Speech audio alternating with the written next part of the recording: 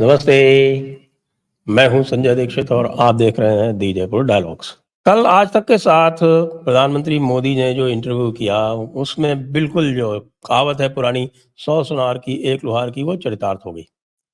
चरितार्थ इसलिए भी हो गई कि पहले तो उन्होंने बहुत सारे लोगों को बड़ी सहूलियत से और बड़ी नफ़ासत से ट्रोल किया और हमारे राहुल गांधी की तो पूरी तरह से ऐसी-तैसी कर दी। तो सबसे पहले बता दें कि ट्रोल किसको-किसको किया, राहुल गांधी को कैसे ट्रोल किया भई? अमीरी और गरीबी की बात हो रही थी। अमीरी और गरीबी को बहुत डिटेल में एक्सप्लेन किया और जब अमीरी और गरीबी के ऊपर कहा कि जैसे कि हमारे राहुल कह रहे थे, कौन राहुल? इससे स्पष्ट हो गया कि अमीरी और गरीबी के बारे में सबसे ज़्यादा बात कौन करता है? वो करते हैं राहुल गांधी। अमीरी और गरीबी के बारे में बात किस प्रकार से करते हैं? वो कहते हैं कि साहब के अमीर और अमीर होते जा रहे हैं, गरीब और गरीब होते जा रहे हैं और सारे अमीरों को पकड़ के उनकी सारी संपत्ति छीन के और गरीबों में बाँट दो, जिससे सारे के सारे बराबर हो जाएँ। इसको बड़ी अच्छी तरह से एक्सप्लेन किया प्रधानमंत्री मोदी ने और बताया कि कैसे देश जो हैं वो अमीर होते हैं और उनको अमीर होने के लिए एक साथ सारे अमीर नहीं हो सकते हैं। पहले कुछ अमीर होंगे, फिर दूसरे अमीर होंगे और बिल्कुल उनका स्पष्ट कहना था कि भई सभी को अमीर होना चाहिए, ये टारगेट होना चाहिए। बल्कि राहुल गांधी का जो प्रिस्क्रिप्शन है वो ये है कि वो सबको गरीब करना चाहते हैं। वो बराबर की गरीबी लाना चाहते हैं और प्रधानमंत्री मोदी जो है सबको अमीर बनाना चाहते हैं। अमीर पहले कुछ बनेंगे, उसके बाद फिर दूसरे बनेंगे। जैसे-जैसे अमीर बनते जाएँगे, स्टार्टअप पहले कुछ सैकड़ों में होते थे, अब लाखों में हैं। और सारे स्टार्टअप जो हैं वो स्वयं भी अमीर हो रहे हैं और दूसरों को जॉब दे रहे हैं। पॉवर्टी जो है वो कम हो चुकी है। 25 करोड़ लोग जो हैं वो पॉवर्टी इंडेक्स के ऊपर उठ चुके हैं। जो एब्सोल्यूट पॉवर्टी है जिसको कि डॉलर 1.90 पर डे डिफाइन करता है यूएन, वो तो लगभग समाप्त हो चुकी है और जो मल्टी डायमेंशनल पॉवर्टी है जिसको अलग-अलग इंडिसेस के हिसाब से नापा जाता है, वो भी 10% से कम हो चुकी है। यही आप याद करें कि 2 दशक पहले ये 50% हुआ करती थी। तो गरीब गरीब हो रहा है या गरीब गरीबी से ऊपर उठ रहा है। तो यदि गरीब गरीबी से ऊपर उठ रहा है, तो जो इसका एक मेजर होता है जीनी कोएफ़िशिएंट, वो कम हो रहा है। वो कम हो गया, 0.49 था, अब 0.4 हो गया है। इतना कम होने के बाद भी चूँकि राहुल गांधी को कुछ पता नहीं होता, जैसा कि अपने कटाक्ष में पूरी तरह से प्रधानमंत्री ने जता दिया, तो वो इस प्रकार की बात ही करेंगे। और यदि देखा जाए तो जैसा कि प्रधानमंत्री ने याद दिलाया कि भई इनकी तो पुश्ते दर पुश्ते जो हैं वो गरीबी हटा रही हैं, गरीबी हटी नहीं, इनकी स्वयं की गरीबी हट गई। सोनिया गांधी जैसी जो हैं वो पूरे देश के सबसे समृद्धतम लोगों में आ गईं जबकि उनकी कोई एस्टेब्लिश्ड इनकम नहीं है। तो ये है पूरा का पूरा कार्यक्रम रहा है हमारे इंडी अलायंस का और इंडी अलायंस की प्रमुख पार्टी कांग्रेस पार्टी का।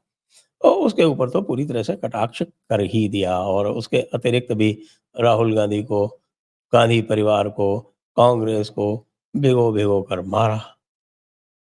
साथ में कई और लोगों को भी नहीं छोड़ा। एक तरह से तो बेचारे राजदीप को भी नहीं छोड़ा जब इन्होंने कहा आज तक के बारे में कि देखिए कि वैसे तो आज तक जो है वो मेरे विरोध में ही रहता है। जब उन्होंने ये कहा, तो उस समय आज तक के 4 एंकर सामने बैठे हुए थे और वो 4 एंकर जो थे, उनमें से वो नहीं था जो विरोध करता है।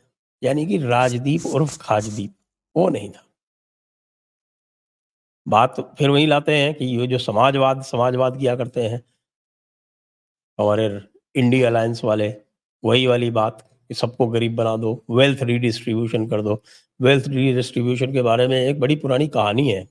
मुझे लगता है कि आज विशेषकर से कांग्रेस का जो ये सभी की संपत्ति छीन कर दूसरों को दे देने वाला जो है, जो सिद्धांत, उसके बारे में एक पुराना पुरानी कहानी है, बहुत सारे लोगों ने सुनी होगी, लेकिन मुझे लगता है कि आज उपयुक्त है कि मैं उसको भी सुना दूँ। कि एक टीचर हुआ करते थे, एक क्लास में वो पढ़ाया करते थे। तो किसी ने पूछा कि भई समाजवाद क्या होता है? तो उन्होंने कहा ठीक है, तुमको मैं समाजवाद अच्छी तरह से सिखा दूँगा, समाजवाद क्या होता है, समाजवाद का इम्पैक्ट क्या होता है। यानी ये जो वेल्थ रीडिस्ट्रीब्यूशन कर रहे हैं उसका इम्पैक्ट क्या होता है किसी समाज पर, उसके हिसाब से समाजवाद उन्होंने अपने क्लास में दिखाना आरंभ किया। तो क्लास में टेस्ट लिया गया एक बार, तो टॉपर था, उसके 95 नंबर आए 100 में से और जो सबसे नीचे था उसके 30 नंबर आए। उन्होंने कहा चलिए ये नंबर है, इनको सबको हम एवरेज आउट कर देते हैं, सबको बराबर-बराबर मार्क्स दिए जाएँगे। बराबर-बराबर मार्क्स दिए सबको पाए, पता चला 65 मार्क्स हो गए, सबके बराबर-बराबर हो गए और सारे लोग फर्स्ट डिवीज़न में पास हो गए। Very good. अब सबको बराबर-बराबर मार्क उनके जो रिपोर्ट कार्ड था उसमें बराबर अंकित कर दिए गए। अगला टेस्ट आया तो अगले टेस्ट में पता चला कि जो टॉप किया था उसने कहा कि यार क्या फ़ायदा? मैं पढ़ाई करूँगा, 90 नंबर भी लाऊँगा तो मेरा तो एवरेज डाउन कर दिया जाएगा। तो इसलिए ठीक है जब 65 नंबर वैसे ही आने हैं, तो कम पढ़ के काम चला लो। तो इसलिए अगली बार उसके नंबर जो है वो शायद 70 आए होंगे और जो नीचे वाले थे वो तो मस्त हो गए। मैंने कहा कि इतने भी पढ़ने की ज़रूरत नहीं, 65 तो आ ही जाएँगे। पता चला कि अगली बार जब एवरेज लिया गया तो सबके नंबर घट के हो गए 50 और ऐसे ही बार-बार जब एवरेज करते रहे तो एक दिन पूरा का पूरा क्लास हो गया फेल। ये है समाजवाद। और जब आप वेल्थ क्रिएटर्स को जो कहा, प्रधानमंत्री ने कहा विशेष रूप से कि वेल्थ क्रिएटर्स को उतना ही सम्मान दिया जाना चाहिए जितना किसी श्रमिक को दिया जाता है। जितना किसी और एकेडमिशियन को या मैनेजर को दिया जाता है। जब ये तीनों मिलेंगे तभी जाके देश का जो ओवरऑल वेल्थ प्रोफाइल है वो इम्प्रूव होगा। लेकिन ये बात मुझे नहीं लगता कि किसी भी तरह से राहुल गांधी की समझ में आने वाली है। राहुल गांधी ट्रोल हो गए, राजदीप भी ट्रोल हो गए और राजदीप के साथ-साथ एक जो सबसे बड़ी ट्रोलिंग हुई वो ये है भाई जी संजय सिंह की। क्योंकि अभाव की जो अर्थव्यवस्था है, जब उसकी बात कर रहे थे कि जब अभाव की अर्थव्यवस्था होती है, तब किस प्रकार से अभाव की अर्थव्यवस्था में ब्लैक मार्केटिंग होती है। तो वो ब्लैक मार्केटिंग कहते-कहते ये भी कह गए कि भई देखिए सिनेमा की भी ब्लैक मार्केटिंग होती है, इसलिए नहीं, सिनेमा की में भी ब्लैक मार्केटिंग बंद हो गई है। इसलिए नहीं कि वो काम करने वाले संसद में पहुँच गए लेकिन इसलिए कि वो सप्लाई जो है वो बढ़ गई। और अब आप घर बैठे-बैठे जो है, वो टिकट बुक करा सकते हो अपने हिसाब से देख के। तो टेक्नोलॉजी की बात कर रहे थे कि किस प्रकार से टेक्नोलॉजी जो है वो अर्थव्यवस्था में अपना योगदान कर रही है। तो ये कौन-सा ऐसा ब्लैक मार्केटर था सिनेमा का ब्लैक करने वाला, जो पहुँच चुका है संसद में? उसका सब नाम जानते हैं। वो सुल्तानपुर का सिनेमा टिकट ब्लैक करने वाला संजय सिंह। संजय सिंह का भी नाम आ गया। और प्रधानमंत्री ने यह भी बता दिया अच्छी तरह से कि क्यों जो है ये पूरा का पूरा विपक्ष उनके सामने फेल हो रहा है। और वो इसीलिए फेल हो रहा है कि उनके पास ना तो कोई नया आइडिया है, ना वो कोई नई बात कहना चाहते हैं। उनका मुद्दा एक ही है, वो है मोदी हटाओ।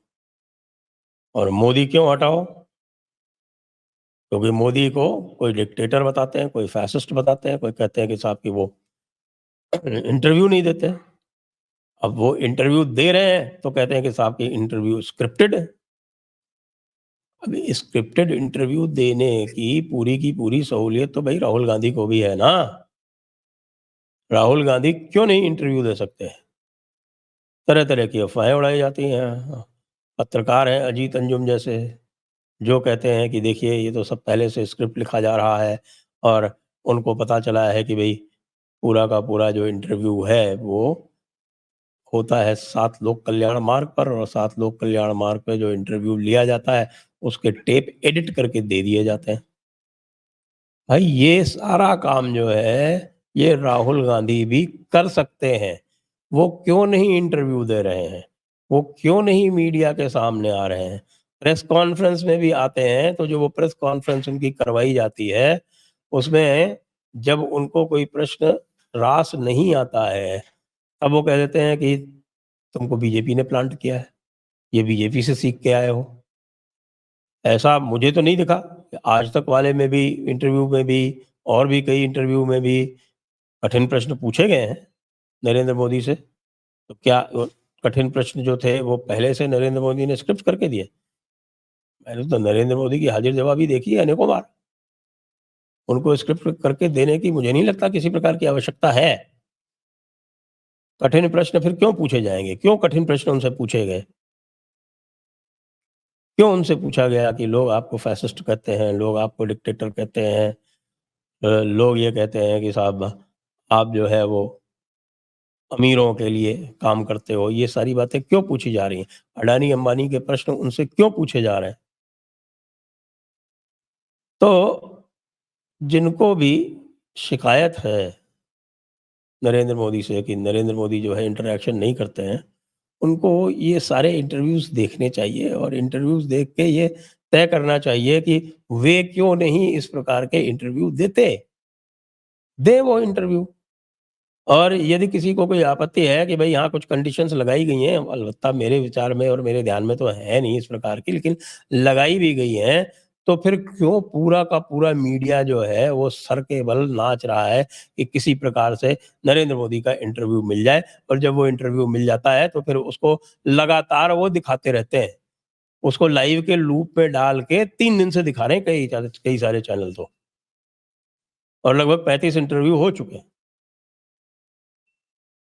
इंटरव्यू प्रेस कॉन्फ्रेंस करते हैं तो अखिलेश जी की तरह करते हैं, प्रेस कॉन्फ्रेंस करते हैं तो हमारे केजरीवाल जी, सर जी की तरह करते हैं या राहुल की तरह करते हैं। तो क्या बोल रहे हैं, क्या कह रहे हैं, क्या जवाब दे रहे हैं, ना सर पता चलता है ना पैर। तो कल विशेष तौर से जो ट्रोलिंग की है और जो चोट पहुँचाई है और जो अडानी-अंबानी पर जो उत्तर दिया है, जो वेल्थ क्रिएटर पर उत्तर दिया है, उससे तो नरेंद्र मोदी ने इन सब का मुँह ऐसा लगता है कि परमानेंटली बंद कर दिया है, थोड़ा बहुत जो खुला हुआ है, वो 4 जून को बंद हो जाएगा।